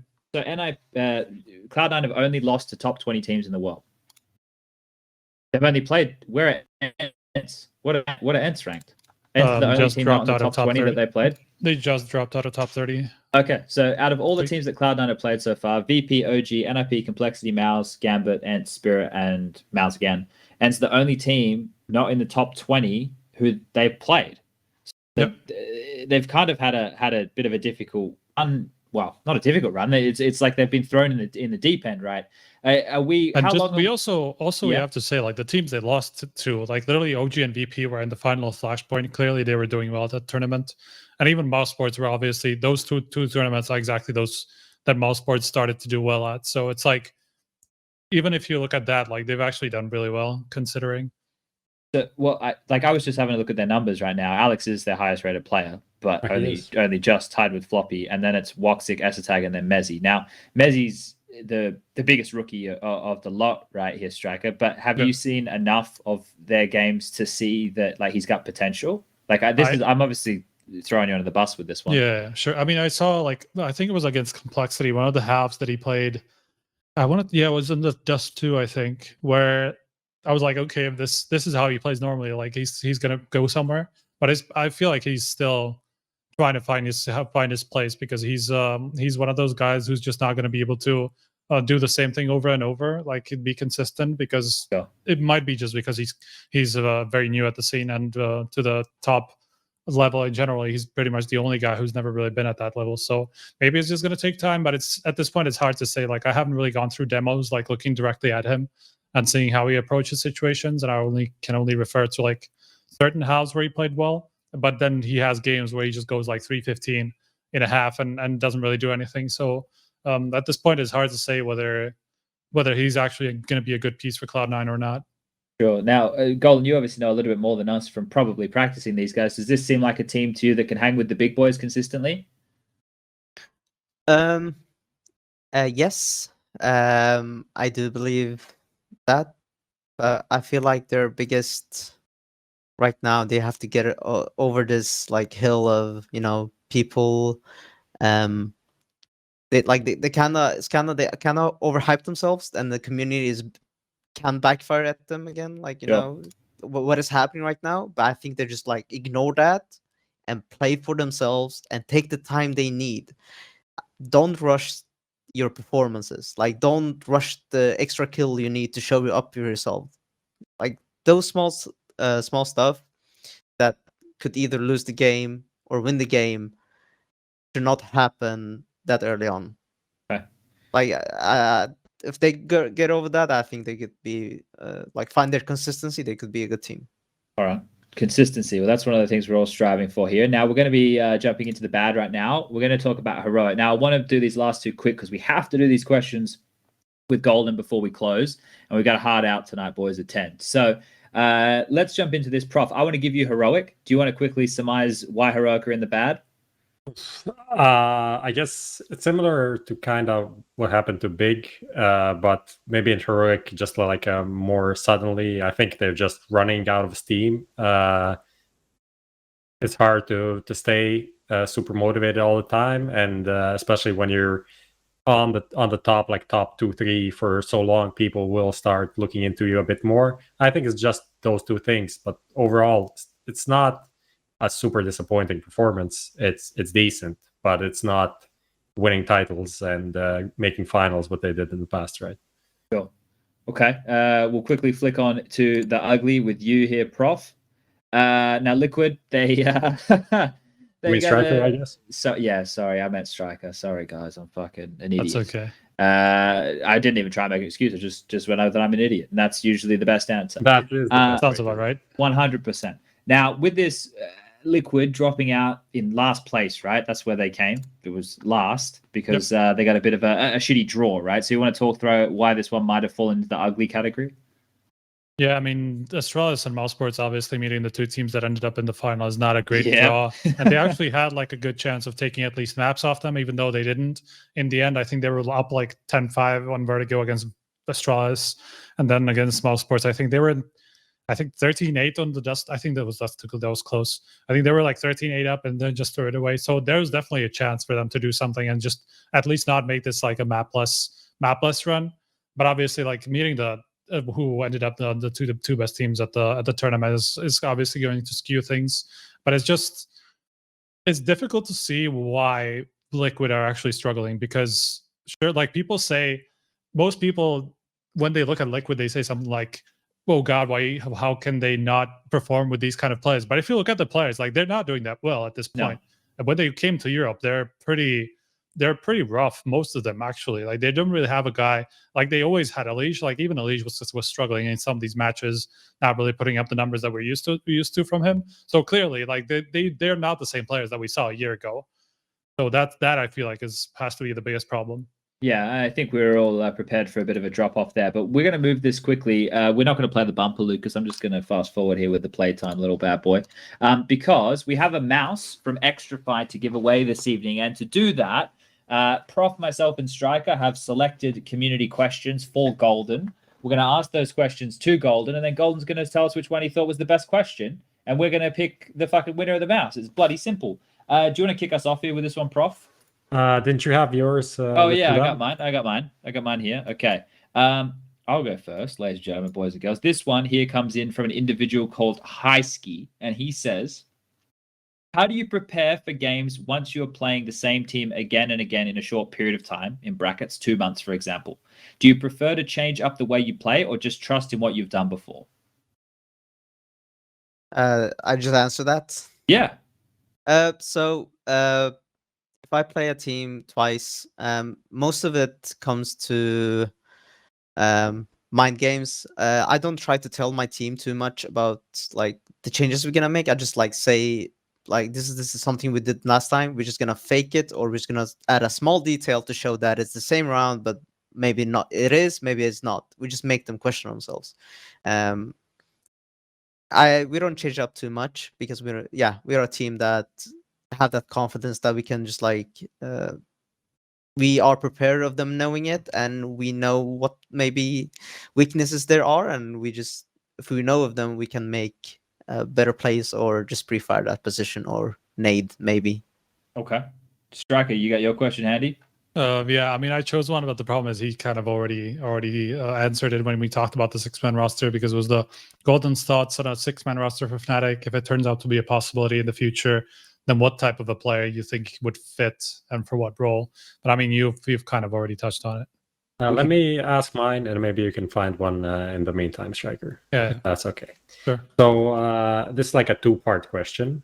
The guy asks, aim strat-wise, how do you feel is the balance of professional CSGO scene? Example, 60% aim, 40% strat, and why?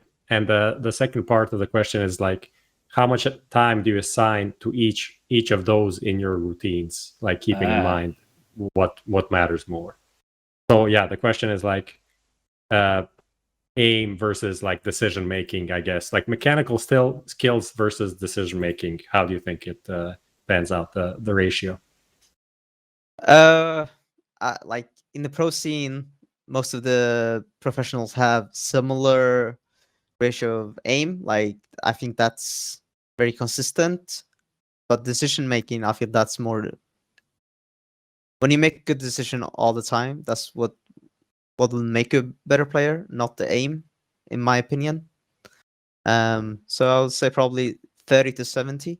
30 on the aim and 70 on the decision making.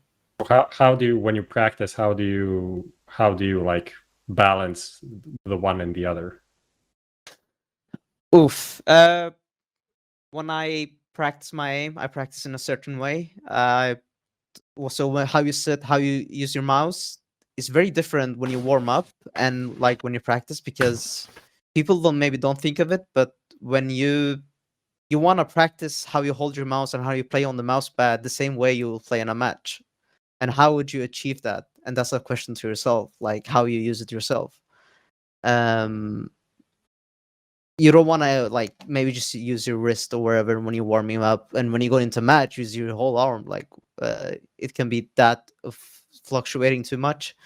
And in decision making, watching demos, playing with your team, and making the right decisions based off feedback from your teammates or watching yourself, and be very reflective of what you're doing in the server. I have my question. I feel like if we choose this to be the best one, then I mean, it's not going to be very fair, but so be it. Herr Larson, why was KRIMZ's door covered in a plastic sheet? I have no idea what the. You've never seen this? I've seen it. I've seen it as well. I think maybe it was redoing the room or something. Okay. Gave up massive Dexter vibes for sure. Yeah. There was someone else who has some weird shit in the background. I think it's Idisbalance. He's got some weird shit in the background as well. Like it's like that. his is like they've just got a shitload of like see-through tape, and they've just like it's like taped up this whole wall. So some people have got some weird stuff in the background. But Golden, out of those 3 questions that you just got asked, which one I guess is your favorite? That's Which question did you enjoy answering the most? The thing about the aim and the decision making, because I feel like I could give a better answer about how you actually can make yourself more consistent, how you think, how you aim. It all matters in the end. It's just the details. I think people take it too much of granted when you can just like think about small stuff that could make your practicing more effective. Okay, there you go. Who's the winner? Yappy or Jappy or something like that. Where is he on Twitter? Okay. On Twitter, we'll find him. We'll reach out to him. You've won a Extrafy M4 mouse, I believe it is. I think it should be this one. It's going to be shipped from Denmark, so it's not going to be this exact one, but it's going to be this model, I guess. All right, you've won the mouse. So that's brought to you by Extrafy, the sponsor of the show. And at this stage, it's already almost time to close it down. So Golden, I want to give you the floor here, mate. Is there anything that you want to say to your fans? Maybe you've got a girl out there that you want to shout out. You know, maybe you want to say something to your teammates. Maybe you want to call out a team and say you're better than them. What do you want to say, mate? I just want to say thank you, first of all, for having me, and also to all the Fnatic fans out there and CS fans for sticking with the scene, and for supporting the CS scene community. And actually, I'm very sorry for our bad performances to our fans. If any are watching, we're trying to do better next year. We're gonna do better next year. Okay. Well, keep your eyes posted to 2021. And Fnatic, thank you very much, Golden, for coming on the show. Guys, thank you for joining us again. This has been episode 19 of HLTV Confirmed. If you want the audio options of this bad boy, you can head over to anchor.fm/HLTV. If you want the VODs when they're released, we've actually got a section on the website now. Where is the section on the website? Do we have a section on the website? It is, but there's no button that links to it. So you need to go hltv.org/confirmed, and then you can find everything there. There you go. That's it. Meanwhile, we did have like a nice shout out to Golden indirectly from Vanity. He just tweeted, "I stay." Obviously, Chaos is in a shit situation. We didn't really get to talk about them, but maybe next week or maybe 1 week when we get like a NA special and maybe get some of these guys on to talk about everything. For sure. Okay, so hltv.org/confirmed. There's the YouTube channel. YouTube. That one's too long. I'm not going to fucking do that one. And yeah, you get the VODs, twitch.tv/hltv.org, where you guys are watching now. But thank you for watching. Thank you for joining us. Next Monday, we're back again with a guest. I don't know if I'll be here, but we have a guest. Striker and Prof will be here. And we'll see you all next time. So thank you for tuning in, and good night.